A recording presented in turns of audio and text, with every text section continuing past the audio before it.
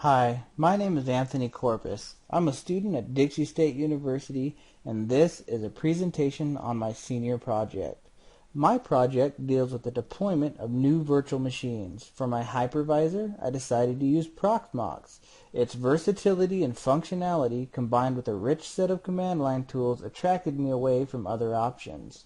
The project has 3 stages. The IT stage, where I set up the physical servers, installed the operating systems on the nodes, and configured all the networking so my servers could communicate appropriately. I also had to install several core systems vital to the project. These systems included 2 DNS servers, a web server, and a DHCP server.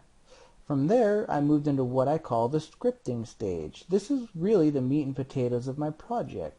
This is where not only do I automate the deployment of a new virtual machine, but also dynamically manipulate the services that are installed on it at the time of creation. Due to time constraints, I only chose to implement the installation of an Apache PHP 5 web server, but this could easily be modified to install and configure whatever packages you want: MySQL, DNS, Samba, and so on. The third stage was implementing a website so users could deploy servers quickly and efficiently. For a framework, I decided to use Django, as it and my scripts both utilize Python. This made for a seamless transition between the web interface and the back end. So let's log on and I'll walk you through the process of deploying your own virtual machine, installed with not only the latest updates, but also the services we want. In this case, an Apache web server. We can see here on the main navigation bar that we have several options. First, let's take a look at the virtual machines that are currently on the system. As you can see, this is a list of the virtual machines currently residing on the cluster. It gives critical information such as the node that the virtual machine is currently being hosted on, the VNC port it can be reached at, and its various hardware attributes. The Create VM link takes us to a short form where we can deploy a new server. The DB Sync is a special tool that only administrators can run that checks for any discrepancies between the data in the web server database and the virtual machines actually on the cluster. I will be demonstrating its functionality later on. The admin takes us to an administrative backend where we can manually manipulate the data in our website's database. And our profile page is just a simple page where we can edit our email and our name. Let's go ahead and create our new VM. I'll name it blue.soulravager.com. This must be a real, fully qualified domain name that our DNS servers can manage. Now we'll give it 512 megabytes of RAM, choose the Apache service, and give it a hard drive size of 16 gigabytes. Once we have all the information in, we can go ahead and create our new VM. This process takes several minutes, so I'll pause and come back when it's completed.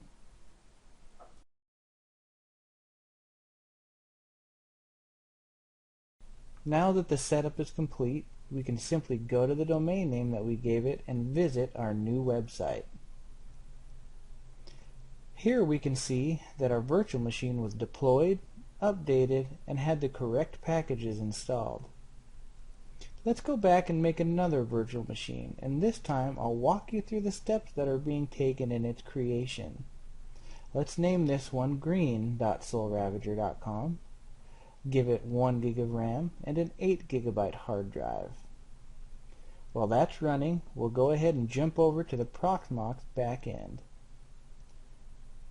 Right now in the status, we can see it starting to clone our template VM.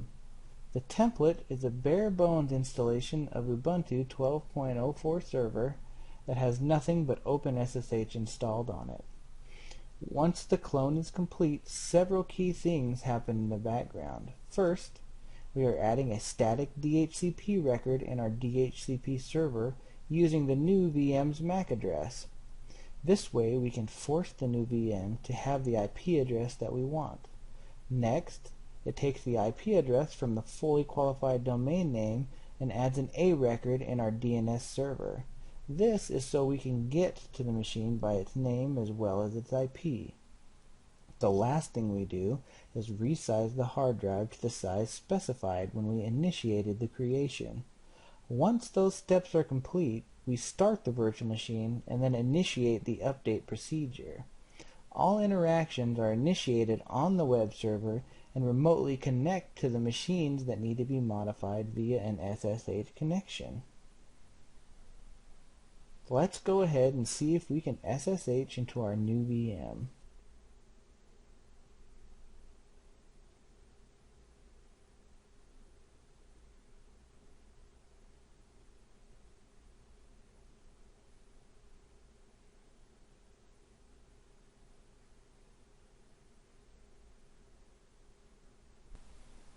Okay, now that we are in, let's run a top command and see if we can see the apt-get process running. This will indicate that the VM has connected to successfully and received its commands and is initiating its updates and installing the Apache and PHP 5 packages.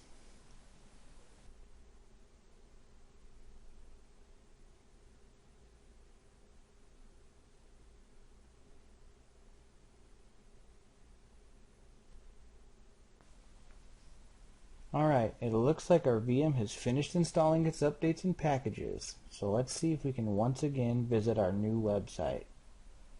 And here it is. It appears to be functioning as intended. Now, let's take a look and see what happens when we delete a virtual machine from the cluster. So we'll go ahead and shut down the VM we just made and then remove it.